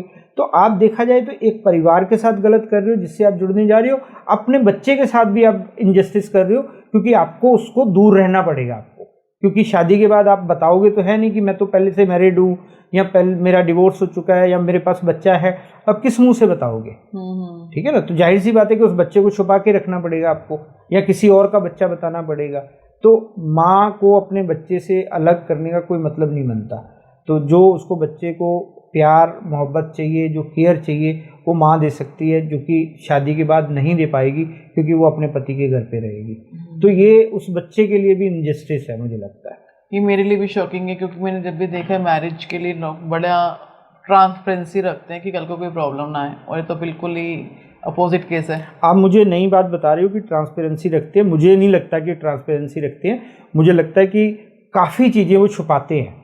आप बायोडाटा देखोगे, आप चाहे जीवनसाथी.com देख लो, चाहे आप शादी.com देख लो, वहाँ पे आपको जितने भी लड़के लड़कियों के प्रोफाइल मिलेंगे उसमें ज़्यादातर लड़कियों के प्रोफाइल्स में लिखा जाएगा कि वो नॉन स्मोकर है, नॉन ड्रिंकर है, जबकि बहुत सारी लड़कियां जो है शराब भी पी रही हैं, स्मोक भी कर रही हैं। मतलब मैं इस पे बात नहीं करूंगा कि ये गलत है या सही है, कॉर्पोरेट वर्ल्ड में सब कुछ बहुत कॉमन है। तो हमने ऐसे बहुत से केस डिकोड किए हैं। यहाँ पे लड़का जो है वो बहुत टीटोटलर टाइप का है, जो नहीं चाहता कि उसकी, क्योंकि वो खुद शराब नहीं पी रहा, खुद मतलब स्मोक नहीं कर रहा, तो वो चाहता है कि उसकी वाइफ भी ऐसी ना हो। तो जब हम उसकी जांच करते हैं तो पता चलता है कि वो शराब भी पी रही है, क्लबिंग भी कर रही है और मतलब स्मोक भी कर रही है। अब ये अलग बात है कि ये सही है गलत है, वो अलग चीज़ है, बट मुझे लगता है कि छुपाना नहीं चाहिए। अगर आप ऐसा कुछ कर रही हो तो छुपाना नहीं चाहिए। बहुत बहुत कम आपको प्रोफाइल मिलेंगे यहाँ पे ये लिखा होगा कि हाँ वो स्मोकर है और ड्रिंकर है, जबकि ज़्यादातर लड़कियाँ ये कर रही होती है। ये तो आपने बताया कि जिस टाइम हम मैट्रिमोनियल साइट पे जाते हैं, लड़कियों का लूप पॉइंट ये होता है कि ये अपनी बेसिक हैबिट्स को जो है छुपा रही हैं, जो उनके एक्चुअल है। मेल्स का क्या रहता है? मेल्स भी छुपाते, मेल्स ऐसे ही छुपाते हैं। कोई हैवी ड्रिंकर है, जैसे उसको डेली दारू पीनी है या डेली मतलब चेन स्मोकर है, तो वो लिखता है कि ओकेजनल ड्रिंकर है वो, ठीक है, तो वो भी छुपा रहा है अपने आप को, तो वो भी गलत है। और ख़ास करके जो लड़के मैंने देखा, जो मेरे पास जो केसेस आए, लड़के अपनी सैलरी के बारे में बहुत छुपाते हैं। वो सैलरी उनकी 50,000 रुपये होती है, वो 80,000 रुपये दिखाएंगे लड़की वालों को, ताकि उनको बेटर मतलब लड़की मिल पाए। और बाद में जब भेद खुलता है, लड़की 70,000 रुपये कमा रही होती है, वो ऑलरेडी 50,000 कमा रहे होते हैं, तो फिर उनका कन्फ्लिक्ट होता है। लड़की कहती है भाई तूने तो 80,000 रुपये बताया था, अभी तो तू 50 ही कमा रहा है। तो वो भेद खुलता है, तो वो फिर कहीं ना कहीं रिश्ते में दरार आ जाती है, वो फिर बन नहीं पाती बात। तो मुझे लगता है कि झूठ नहीं बोलना चाहिए रिश्ता करते हुए। नहीं, आपने बात बिल्कुल सही कही कि झूठ बोलना नहीं चाहिए, लेकिन आजकल ऐसा होता नहीं है। ऐसा होता नहीं है, बहुत लोग झूठ बोलते हैं। ये तो हमने बात की पर्सनल लाइफ के बारे के ऊपर। अब डिटेक्टिव एक साइबर क्राइम को रोकने में, या साइबर अगर फ्रॉड किसी के साथ हो गया है, उसमें कैसे किसी की हेल्प करता है? तो जनरली हमारे पास साइबर क्राइम से जुड़े भी मामले आते हैं, तो मैं अपने वीडियोस में, मैंने बहुत वीडियो बनाए, 1000 से ज़्यादा मेरे चैनल पे वीडियोस हैं, डिटेक्टिव गुरु के नाम से चैनल है मेरा। तो उसमें मैंने साइबर क्राइम के बारे में बहुत डिटेल में बात की हुई है कि साइबर क्राइम का मतलब क्या है, साइबर क्राइम किस तरीके के होते हैं, और साइबर क्राइम को से बचने के लिए हम क्या क्या कर सकते हैं। तो पहले तो थोड़ा सा डिकोड कीजिए कि साइबर क्राइम कितने तरह के हो सकते हैं। साइबर क्राइम जैसे साइबर क्राइम किस तरीके से हो सकते हैं, पहले वो बताता हूँ। साइबर क्राइम, आपके पास एक एसएमएस आया, किसी ने बोला कि आपका फ़ोन 2 घंटे में बंद होने वाला है, और उसने ये प्रटेंड किया, जैसे आपका एयरटेल का फ़ोन है तो एयरटेल से मैसेज दिखाएंगे वो कि आपका 2 घंटे में फ़ोन बंद होने वाला है, आप इस नंबर पे कॉल करो। आपका केवाईसी नहीं हुआ, केवाईसी से रिलेटेड, बैंक अकाउंट से रिलेटेड, आपके क्रेडिट कार्ड से रिलेटेड, आपके म्यूचुअल फंड से रिलेटेड, या कोई भी फाइनेंशियल आप ट्रांजैक्शन करते हो, केवाईसी के नाम पे बहुत सारे फ्रॉड होते हैं। इंश्योरेंस के नाम से फ्रॉड होते हैं कि भाई आप इंश्योरेंस ले लो, जबकि वो नकली उनकी साइट होगी, नकली सारा कुछ होगा। शेयर मार्केट से रिलेटेड बहुत फ्रॉड होते हैं, डिजिटल अरेस्ट से रिलेटेड बहुत सारे फ्रॉड होते हैं, और दोस्ती के नाम पे, डेटिंग के नाम पे बहुत ज़्यादा फ्रॉड होते हैं। जितने भी आप डेटिंग ऐप देख रहे हो, उसमें 90% लोग जो हैं वो एक दूसरे के साथ फ्रॉड कर रहे हैं। उधर से भी फ्रॉड मिल जाता है, इधर से भी फ्रॉड मिल जाता है, तो फ्रॉड ही करते रहते हैं। लड़कियां भी फ्रॉड कर रही हैं, लड़के भी फ्रॉड कर रहे हैं। एज ए रिलेशनशिप फ्रॉड की, एज ए फाइनेंशियल फ्रॉड्स भी चलते हैं। दोनों चलते हैं। मतलब मकसद तो उनका होता है फाइनेंशियल, मतलब उन्होंने पैसा कमाना है, ठीक है ना, लेकिन वो डेटिंग के नाम पे पैसा कमा रहे हैं, ठीक है ना। जैसे एक लड़की, एक लड़का गया, शरीफ साहब, डेटिंग ऐप पे कि भाई मेरी गर्लफ्रेंड तो बन नहीं रही, चलो मैं डेटिंग ऐप पे जाता हूँ, वहाँ पे कोई लड़की देख लेता हूँ मैं। लड़की आई, दोनों का राइट स्वाइप हुआ, उन्होंने आपस में बात की, लड़की कहेगी चलो कॉफ़ी पे मिलते हैं। अब लड़का बड़ा अवेयर है, ठीक है, वो कहता है यार मैं कॉफ़ी पे तो मिल लूँगा, लेकिन मैं पब्लिक प्लेस पे मिलूँगा। वो कहती है हाँ पब्लिक प्लेस पे मिलेंगे, मैं भी कंफर्टेबल नहीं हूँ कि कहीं हम ऐसे मिले। तो पब्लिक प्लेस पे एक रेस्टोरेंट में लेके जाएगी, उसका लंबा चौड़ा बिल बना देगी, वो खा पी लेगी, इतना कुछ। जो 2,000 का बिल होना होता है वो 15,000 रुपये का बिल बनता है। अब लड़के को चुकाना पड़ता है। बाद में जब वो उसको पता चलता है कि उसके साथ तो फ्रॉड हो गया, वो लड़की दोबारा मिलेगी भी नहीं उससे, क्योंकि वो उसी रेस्टोरेंट वालों की लड़की है, वो उन्होंने ही प्लॉट की हुई है, वही उनको डेटिंग ऐप पे अलग अलग नाम से, अलग अलग फ़ोटो से लड़कियां प्लांट करते हैं ताकि उनकी बिक्री बढ़ जाए, उनकी सेल बढ़ जाए। अच्छा, ये मतलब मेट्रो सिटीज़ में, दिल्ली में, बॉम्बे में, चंडीगढ़ में, हैदराबाद में, कोलकाता में बहुत बहुत कॉमन है, बहुत कॉमन है, बहुत कॉमन है। तो क्या इसमें, अगर इस तरह से डेटिंग ऐप में इस तरह के जो फ्रॉड होते हैं, तो क्या गवर्नमेंट के कोई लॉ हैं कोई जो कि इस चीज़ों से बचा सकें, या कोई सज़ा है?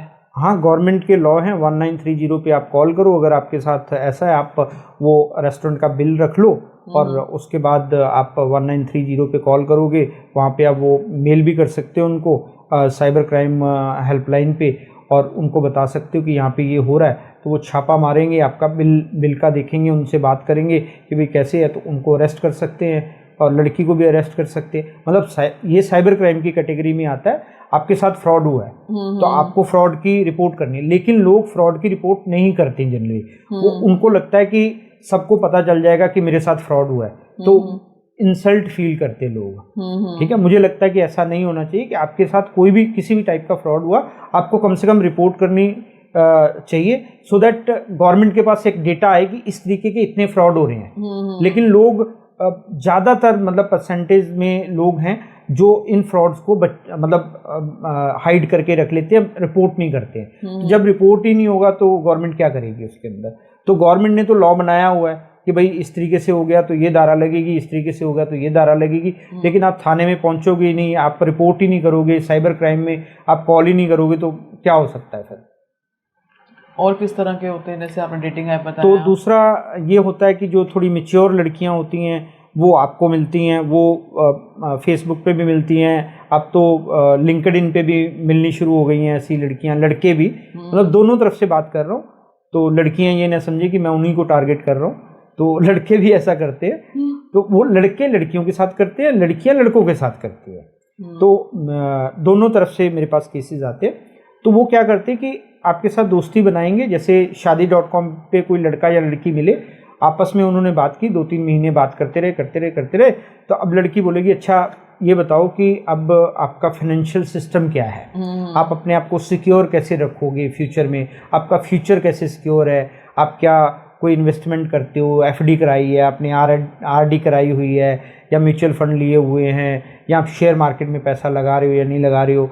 फिर बंदा कहेगा नहीं मैं ऐसा कुछ नहीं करता, मेरे पास ये पैसा है, तो वो पैसा वैसा जान लेगी आपका। फिर वो आपको लेके चलेगी कि भाई मैं तो देखो ये शेयर मार्केट में पैसा लगाती हूँ, मैं इतना पैसा बना लेती हूँ, तो तुम भी ऐसा क्यों नहीं करते हो? अब लड़के क्योंकि पागल प्यार में हैं, तो वो कहते हैं ठीक है जी कर लेते हैं, तो वो फिर जो है करना शुरू कर देते हैं। लेकिन उनका जो चैनल होता है, जो उनका ऐप होता है, वो फ्रॉड वाला होता है। तो आप पैसे तो डाल देते हो लेकिन निकाल नहीं पाते उसमें से।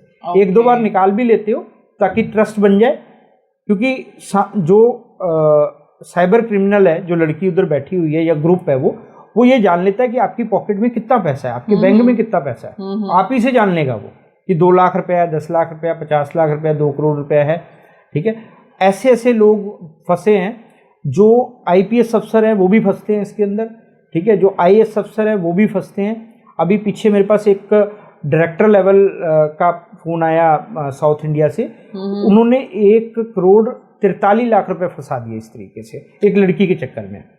मतलब शेयर्स में इन्वेस्टमेंट करने के चक्कर में पहले थोड़े जैसे किए, 2 लाख रुपए किए। ठीक है, 2 लाख का उनको कुछ ना कुछ मिल गया। कुछ दिन बाद उन्होंने कहा जी शेयर बढ़ गया, ये आप इसको विड्रॉ करना चाहो तो कर लो। उसने विड्रॉ कर लिया। अब उसको मज़ा आने लगा। जब उसने पूरे पैसे अपने लगा दिए, तब उन्होंने वो ब्लॉक कर दिया।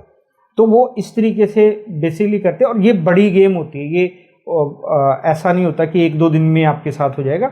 धीरे धीरे वो प्यार बढ़ाते हैं आपके साथ, दोस्ती बढ़ाते हैं, धीरे धीरे आपको कौन करते हैं वो बेसिकली पूरा आपका जब तक पूरी इंफॉर्मेशन नहीं ले लेंगे तब तक वो करेंगे ऐसे।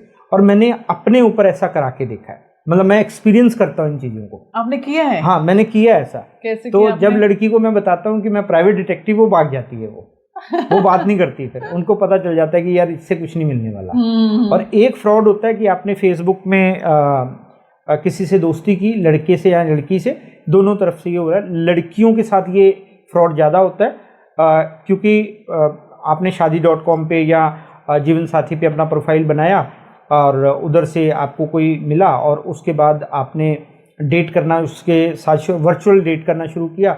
आपको वो पसंद आ गया, आप उसको पसंद आ गए। तो उसके बाद वो लड़का बोलेगा कि अच्छा मैं ऐसा करता हूँ कि मैं इंडिया आके तुमसे मिलता हूँ। ठीक है, अब आप रहते हो दिल्ली में, वो कहेगा मेरा एक फ्रेंड है बॉम्बे में रहता है, तो मैं अपने फ्रेंड के साथ आपके घर पे आऊँगा। ठीक है, आप कहोगे बढ़िया भाई, बंदा भाई अच्छा कमा रहा है, दिखने में भी अच्छा है और सेटल है, मेरे को US ले जाएगा, कनाडा ले जाएगा, जर्मनी ले जाएगा, ऑस्ट्रेलिया ले जाएगा, न्यूजीलैंड ले जाएगा। तो आप उसकी बातों में आ जाते हो।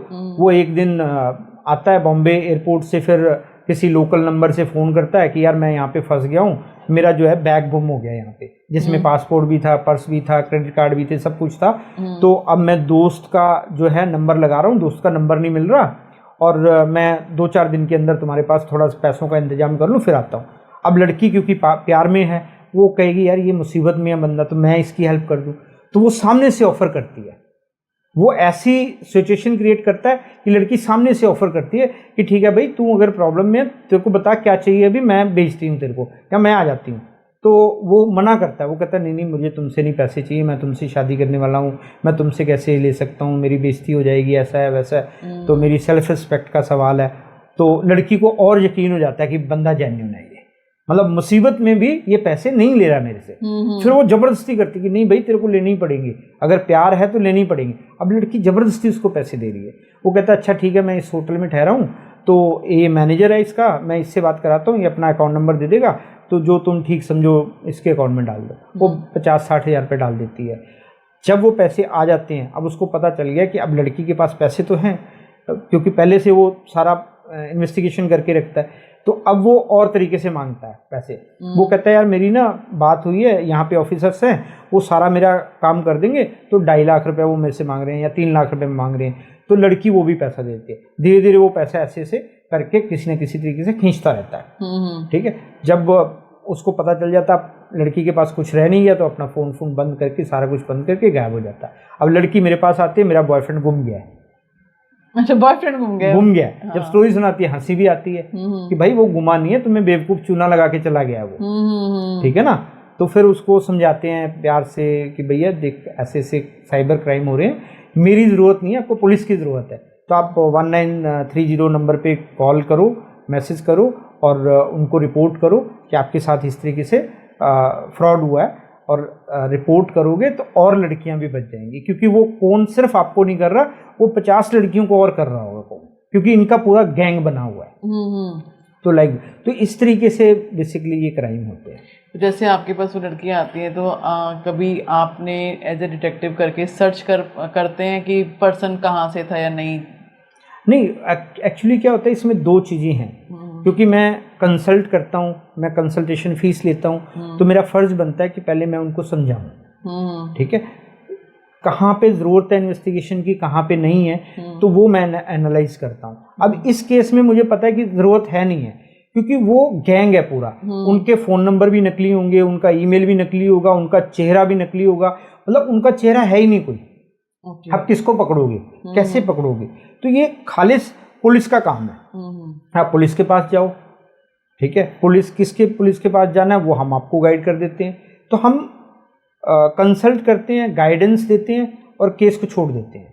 यहाँ पे यहाँ पे लगता है कि हाँ ये नए तरीके का कोई यूनिक केस है, यहाँ पे इन्वेस्टिगेशन करने की ज़रूरत है, या क्लाइंट बिल्कुल ही कहता है नहीं जी मेरे को तो इन्वेस्टिगेशन करके दो, मुझे तो इसको पकड़ना है। ठीक है, तो वहाँ पे हम कर भी लेते हैं काम, और कई बार पकड़े भी जाते हैं लोग, गैंग पकड़े भी जाते हैं, पकड़ते भी हैं पुलिस के साथ मिलके। तो वो पुलिस को लूप में रखना पड़ता है। तो हम कहते हैं कि भी पहले ऐसा करते हैं, पहले पुलिस में रिपोर्ट कर लेते हैं। पुलिस में रिपोर्ट करके फिर हम अपना काम भी करते रहेंगे, पुलिस अपने तरीके से काम करेगी, हम अपने तरीके से काम करेंगे। जो हमारी फाइंडिंग्स होगी वो पुलिस वालों के साथ शेयर करेंगे, क्योंकि अल्टीमेटली तो अरेस्ट जो करना है वो पुलिस ने करना, हमने नहीं करना।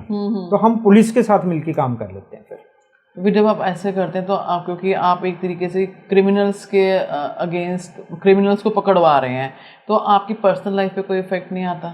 नहीं, उसमें क्योंकि क्रिमिनल्स को नहीं पता ना कि हम काम कर रहे हैं। अच्छा, हम तो पर्दे के पीछे रह के काम करते हैं। जो क्रेडिट है वो पुलिस को देते हैं हम, कि पुलिस ने काम किया, क्योंकि हमें क्रेडिट की ज़रूरत नहीं है। हमने तो अपने क्लाइंट का काम कर दिया, वो हमारे काम से खुश है, हैप्पी है, उसको सेटिस्फेक्शन है कि हमने जो फीस ली उसको हमने जस्टिफाई किया, इतना हमारे लिए काफ़ी है।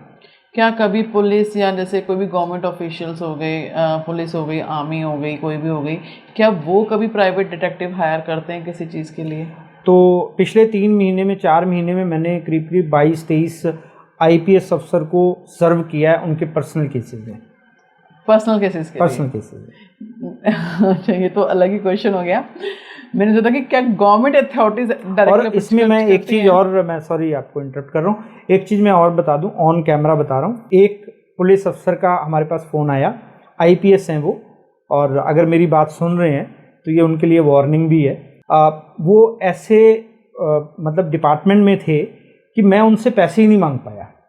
मैंने कहा भाई साहब आप ऐसा करना, मैं आपका काम करता हूँ, क्योंकि वो इतने रिस्पेक्टफुल थे कि मैंने उनसे पैसा ही नहीं मांगा। मैंने उनको कहा कि मेरी इस काम की इतनी फीस है, बट मैं आपसे अभी फीस नहीं लूँगा, मैं आपका पहले काम कर देता हूँ, जब काम कर दूँ तब आप मेरे को फीस दे देना। कई बार आपको मतलब देश के बारे में भी सोचना पड़ता है कि ये बंदा देश के लिए इतना कुछ कर रहा है, सब चीज़ें हैं, तो हम जो है थोड़ा सा इसका ख्याल रखते हैं, कोई दिक्कत नहीं। तो मैंने कहा फीस मेरी इतनी है, बट मैं आपसे अभी लूँगा नहीं, आपका काम कर देता हूँ, उसके बाद जो आपको दिल करे आप मेरे को पकड़ा देना, कोई दिक्कत नहीं। मैंने उसका काम कर दिया, उसको रिपोर्ट कर दिया, और मेरे ख्याल 6 महीने हो गए आज तक उसने मेरे को पैसे नहीं दिए, जिसका भी मेरे को बहुत दुख है। उसने मुझे ये जता दिया कि भाई फ्री में किसी का काम मत करो, ऐसे सबसे पहले एडवांस लो फिर काम करो।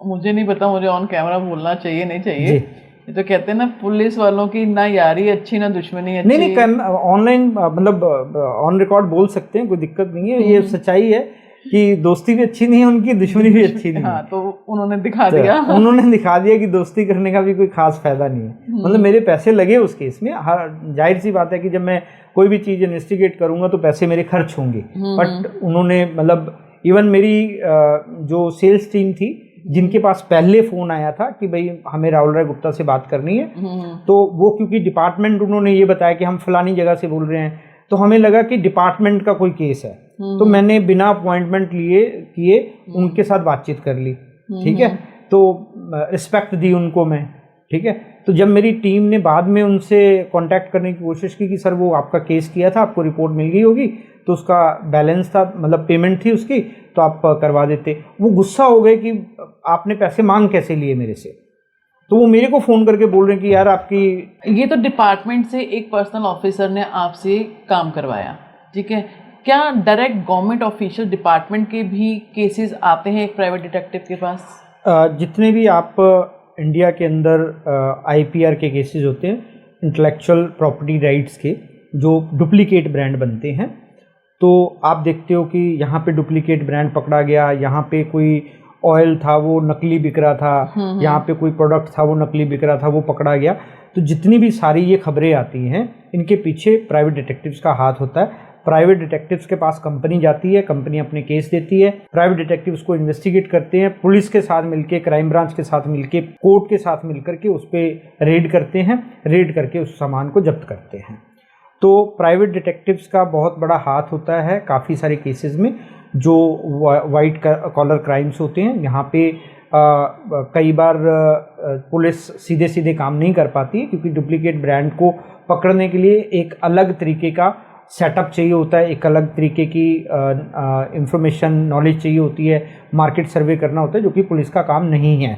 पुलिस का काम है रेड करना, पुलिस का काम है रिपोर्ट दर्ज करना, और क्लाइंट जो बता रहा है उसके ऊपर रेड करना। अब क्लाइंट को कैसे इंफॉर्मेशन मिलेगी कि उसका ब्रांड डुप्लीकेट हो रहा है या उसके ऊपर क्या क्या चीज़ें हो रही हैं, वो प्राइवेट डिटेक्टिव करते हैं बेसिकली। तो इसी तरीके के बहुत सारे केसेस होते हैं, यहाँ पे फ्रॉड से रिलेटेड केसेस होते हैं। यहाँ पे अगर स्पीड अप करना है तो कई बार जो डिपार्टमेंट है वो भी हमें हेल्प करता है किसी केस को दिलाने में, या मतलब लेट्स सपोज क्राइम ब्रांच में कोई EOW में इकोनॉमिक ऑफेंस विंग में कोई केस चल रहा है किसी का कॉर्पोरेट का, तो वो कहते हैं कि भी आप ऐसा करो, डिटेक्टिव से आप इंफॉर्मेशन ले लो, फिर उसके ऊपर हम काम कर लेते हैं। इसको ऐसे सादी भाषा में ये समझ सकते हैं कि अगर लेट्स सपोज आपके साथ किसी ने क्राइम किया, कोई ठगी की, आपके साथ फ्रॉड किया, अब आपको उसको समन भिजवाना है कोर्ट के थ्रू। कोर्ट में आपने केस कर दिया, पुलिस में केस कर दिया, पुलिस का केस जो है कोर्ट में गया, तो अब कोर्ट कहाँ समन भिजवाएगी? आपको उसको समन भिजवाया जो आपके पास एड्रेस था, नॉन एड्रेस था, वहां पे पता चला कोई रहता ही नहीं है, वहां पे लॉक लगा हुआ है, तो कोर्ट के दरवाजे बंद हो गए एक किस्म से, कोर्ट का रास्ता बंद हो गया।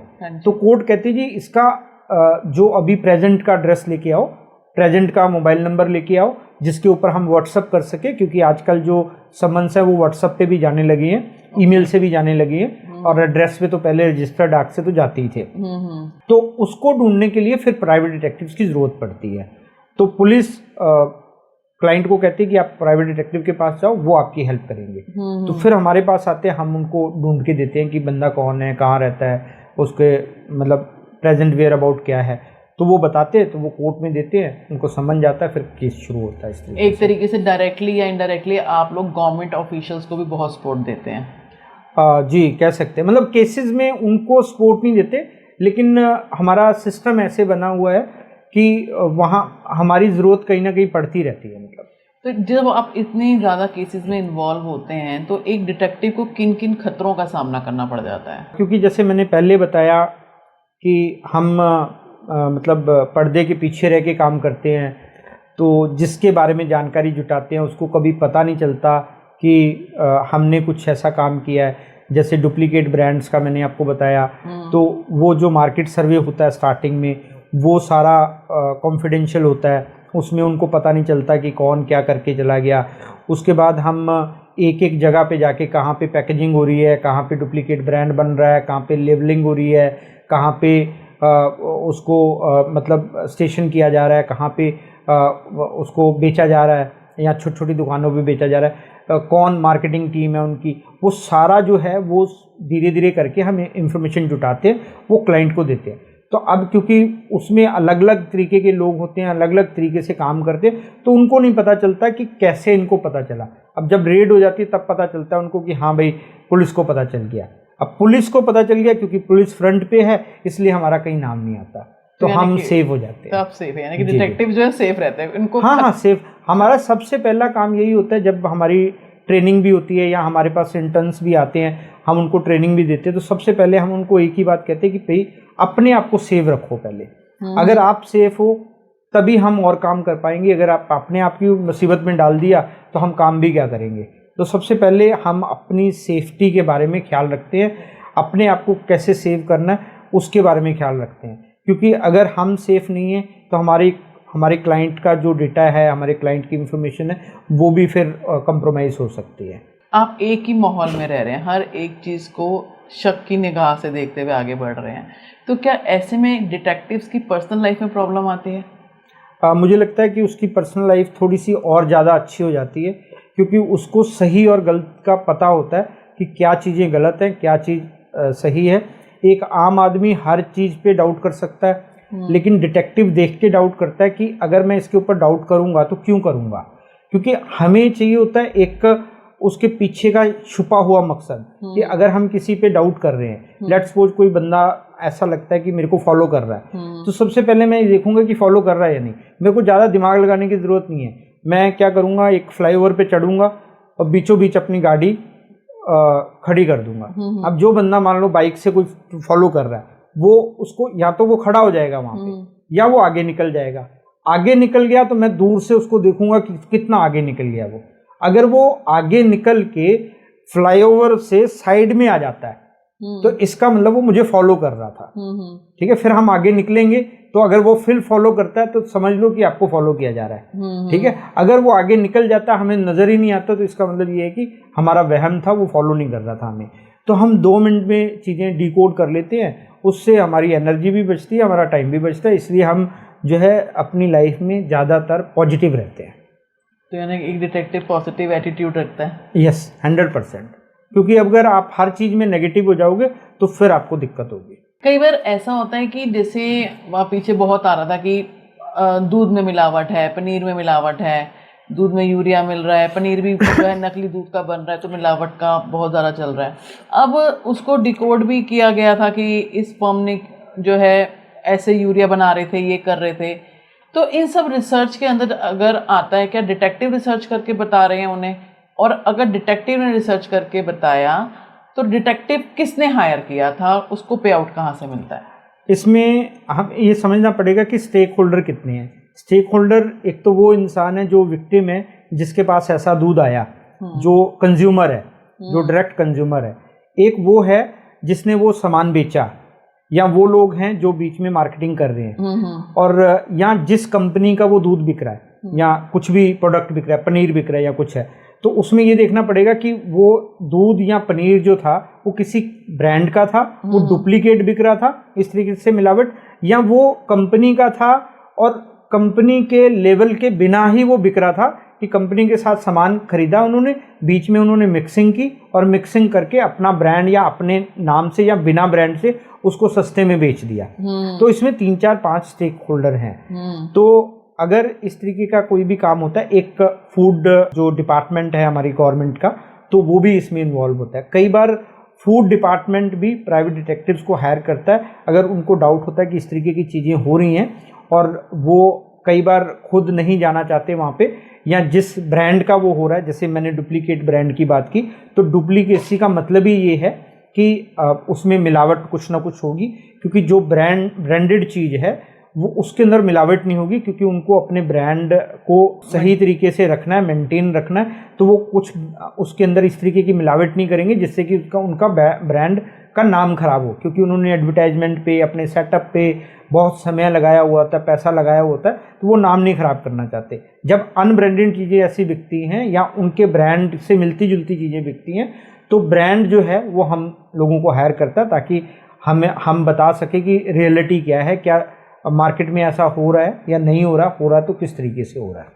जैसे पीछे हमने सुना था अमूल का ब्रांड का प्रॉब्लम था कि स्पेशली आता था कि नीचे रेड कलर का आइकन है तो ओरिजिनल अमूल का प्रोडक्ट है, ब्लू है तो नकली है, मतलब कुछ आइडेंटिफाई किया गया था कि अमूल का कुछ नकली प्रोडक्ट्स आए थे। हाँ, तो वो IPR के केसेस में ही आता है, क्योंकि अमूल का जो ब्रांड है वो अमूल वालों के पास है, तो उसका नाम जो है, उसका जो लेवल है, उसकी फ़ोटो है, उसका जो लोगो है, वो कोई टैगलाइन है वो कोई और यूज़ नहीं करता, वो सारे का सारा ट्रेडमार्क हुआ है, कॉपीराइट हुआ है, तो उसको कोई और यूज़ नहीं कर सकता।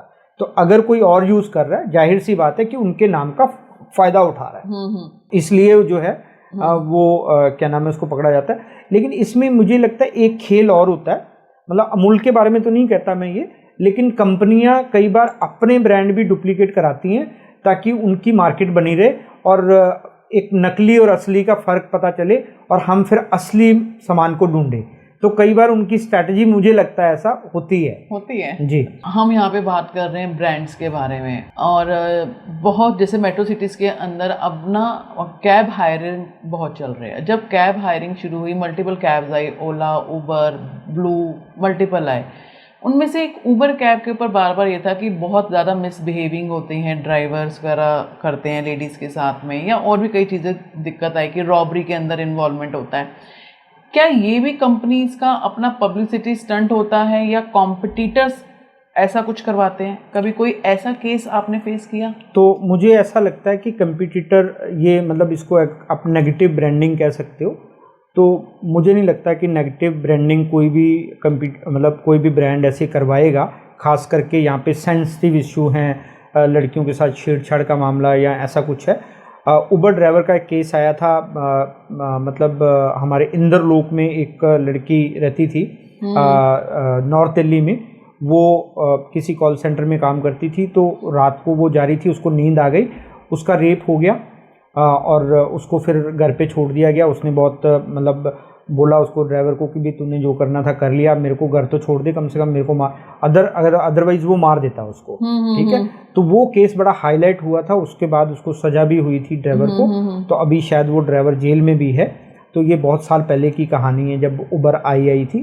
तो उस समय क्या होता है, कई बारी जब कंपनी आती है तो कंपनी के जो रूल रेगुलेशन होते हैं, अपने जो चेक पॉइंट्स होते हैं, वो बहुत कई बार सख्त नहीं होते हैं अपने ड्राइवर्स को लेकर के, या जो भी वहाँ पे काम करने वाले लोग हैं। सिस्टम नहीं बना होता है, कई बार SOPs नहीं बनी होती, तो उसकी वजह से दिक्कत आती है।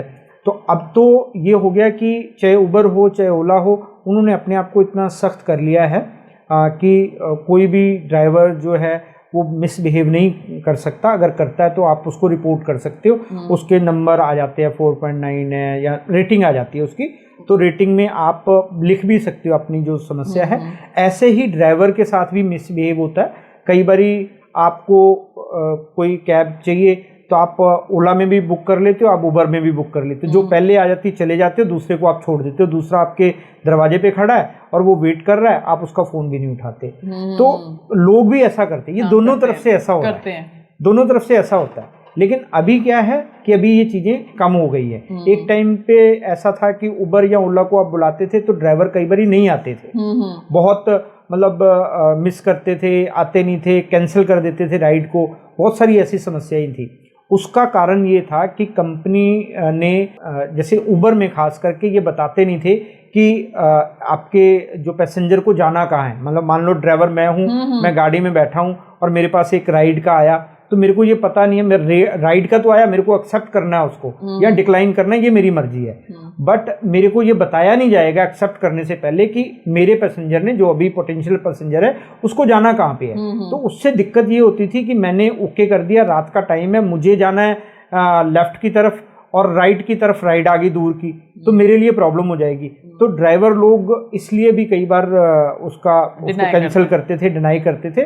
तो जो कि अभी ये आ गया कि पहले वो बताएंगे कि यहाँ पे जाना है, ठीक है, तो वहाँ पे वो देखेंगे और उसके बाद एक्सेप्ट करेंगे। अब जब एक बार एक्सेप्ट कर लिया फिर उनको जाना पड़ेगा, अगर वो नहीं जाते तो उनके ऊपर फाइन भी लगता है।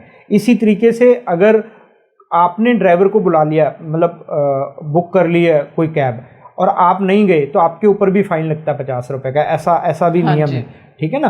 तो अगर आप ज़्यादा टाइम ऐसा करते तो आपको वो ब्लॉक भी कर देते हैं, आप फिर वो बुक भी नहीं कर पाते हैं, या आपको प्री बुकिंग के चार्जेस देने पड़ते हैं। तो ये दोनों तरफ से जैसे जैसे प्रॉब्लम्स आती रहती हैं तो उनको थोड़ा सा और अच्छा सा बनाया जाता है। तो अभी काफ़ी चीज़ें ठीक हो गई हैं। कहते हैं ना एक्सपीरियंस से आपको सब चीज़ें आ जाती हैं। हाँ जी, हाँ जी, बिल्कुल, वो चीज़ें हैं। हम बात कर रहे हैं कॉर्पोरेट्स की, ब्रांडिंग्स की। आपके पास कभी किसी कॉर्पोरेट्स ने या किसी ब्रांडिंग ने अपने कॉम्पिटिटर के लिए जासूसी करवाई हो या उसको डिफेम करने की कोशिश करने के लिए आपसे अप्रोच किया गया हो?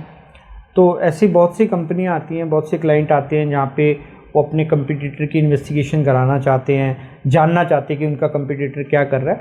तो विद इन एथिक्स हम काम करते हैं कंपटीटर्स के ऊपर, जहाँ पे हमें लगता है कि हाँ कोई दिक्कत नहीं है, ये कर सकते हैं, ये एथिकल है।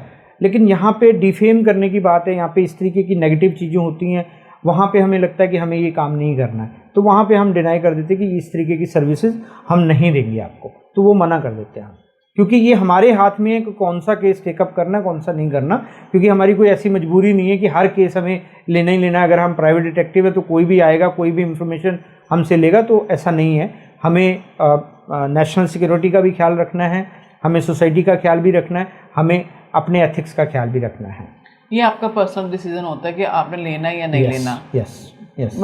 अगर कोई करवाना चाहे तो किसी डिटेक्टिव को हायर करके, और अगर करवा भी सकता है अगर कोई और ऐसा। हाँ, बहुत से डिटेक्टिव हैं, उनका अपना अपना तरीका है काम करने का, वो उस बारे में क्या सोचते हो सकता है उनको एथिकल लगता हो इस तरीके का काम करना, तो वो करेंगे। तो ये मतलब agency to agency, person to person depend करता है जी। तो जिस किसी को भी अगर डिटेक्टिव बनना है तो डिटेक्टिव बनने की ट्रेनिंग कहाँ से मिलती है? तो कोई इंडिया में इंस्टीट्यूट तो है नहीं डिटेक्टिव बनने का, प्राइवेट लोगों ने कुछ खोले हुए हैं यहाँ पे मतलब सिखाते भी हैं। मैंने 1-2 इंस्टीट्यूट देखे हैं और मुझे लगा कि ये कहीं ना कहीं फ्रॉड भी हो रहा है इस तरीके से, बिकॉज ट्रेनिंग आप किस हिसाब से दोगे? अगर आप खुद ही डिटेक्टिव नहीं हो तो आप ट्रेनिंग कैसे दोगे उनको? अगर आपका खुद का ही नाम अच्छा नहीं है तो आप कैसे ट्रेनिंग दोगे? क्योंकि ये तो कई वीडियोस देखे यहाँ पे, जो यूट्यूबर है वो क्लेम करते हैं कि डिटेक्टिव बनना हो तो ये काम करें। अब यूट्यूबर को कैसे पता है कि क्या क्या काम करने हैं डिटेक्टिव बनने के लिए? वो तो आपको एक मतलब एक्सपीरियंस डिटेक्टिव ही बता सकता है। तो बहुत बार मैं देखता हूँ यूट्यूब पे लिखा है कि आप 2 लाख रुपया कमाओ डिटेक्टिव बन के, 5 लाख रुपया कमाओ, ऐसे लिखा होता है। तो व्यूज़ तो बढ़ते हैं उससे, बट वो मिसलीड करते हैं लोगों को, मुझे लगता है। तो लोगों को मिसलीड नहीं होना चाहिए। अगर डिटेक्टिव बनना है तो सिंपल सा है कि एक अच्छी एजेंसी ढूंढो, वहाँ पे आप फ़ोन करो, वहाँ पे देखो कोई इंटर्नशिप के लिए वैकेंसी है या नहीं है। अगर इंटर्नशिप के लिए वैकेंसी है तो आप इंटरव्यू कंडक्ट करो, वो आपको बताएंगे कि मतलब कैसे कैसे आप काम कर सकते हो, क्या क्या इसके पैरामीटर्स हैं, क्या क्या स्टेप्स हैं। तो आप स्टेप्स को फॉलो करते हुए आप काम कर सकते हो, आप इंटर्नशिप ज्वाइन कर सकते हो। और कुछ चीज़ें हैं जो आपके अंदर इनबिल्ड होनी चाहिए, जैसे ऑनेस्टी आपके अंदर होनी चाहिए, आपके अंदर पैशन होना चाहिए डिटेक्टिव बनने का, और आपके अंदर हार्ड वर्किंग होनी चाहिए। क्योंकि बहुत बार ऐसे होता है कि हमें बहुत समय तक भूखा रहना पड़ता है, कई बार पानी भी नहीं मिलता, कई बार गाड़ी बहुत देर तक चलानी पड़ती है, कई बार ऐसी जगह पे जाना पड़ता है जहाँ पे कुछ भी खाने पीने को नहीं मिलता। तो मतलब आपको विपरीत परिस्थितियों में रहने की आदत डालनी पड़ेगी या उस तरीके का बनना पड़ेगा, तभी आप एक अच्छे डिटेक्टिव बन सकते हो। लेकिन अगर कोई चाहता है कि उसको 9 से 6 वाली ड्यूटी चाहिए, तो फिर वो इस फील्ड के मतलब नहीं काम कर सकता। वो इस फील्ड के लिए नहीं बना, वो नहीं बना, बिल्कुल बना। मतलब कि कोई भी ऐसा इंस्टीट्यूट नहीं है जैसे हर एक एजुकेशन, साइंस डॉक्टर बनना है तो मेडिकल में एडमिशन लो, इंजीनियर बनना है तो आईआईटी करो, डिटेक्टिव के लिए कोई ऑथराइज्ड नहीं है। इंडिया में अभी डिटेक्टिव्स का जो प्रोफेशन है वो प्रोफेशन माना ही नहीं गया है। हम जानते हैं ये प्रोफेशन है, ओपन सीक्रेट है, सभी को पता है कि ये एक प्रोफेशन है। जैसे मैंने अभी बताया कि पुलिस वाले भी हमारे पास आते हैं, आर्मी वाले भी आते हैं, जिसको भी प्रॉब्लम है वो आएगा। उसको प्रॉब्लम है तो उसको उसका हल चाहिए, ठीक है ना। तो सभी लोग आते हैं, सभी को पता ये है। लेकिन अगर आप बायोडाटा बनाने निकलो, मान लो आपको शादी करनी है, आप डिटेक्टिव हो, शादी.com पे बायोडाटा बनाने निकलोगे, तो वहाँ पे स्क्रॉल करोगे, वहाँ पे इनबिल्ड नहीं होगा कि आप प्राइवेट डिटेक्टिव हो, तो आपको अदर प्रोफेशन ही चूज करना पड़ेगा वहाँ पे, ठीक है। आप अपने आप लिख सकते हो कि आप प्राइवेट डिटेक्टिव हो, बट लिखा हुआ नहीं आता। जितनी भी, चाहे नौकरी.com है, चाहे कुछ भी है, तो वहाँ पे डिटेक्टिव या इन्वेस्टिगेटर का कुछ है नहीं है, लिखा हुआ नहीं है। तो अभी फेसबुक ने देना शुरू किया है प्राइवेट इन्वेस्टिगेटर, अच्छा, ठीक है ना।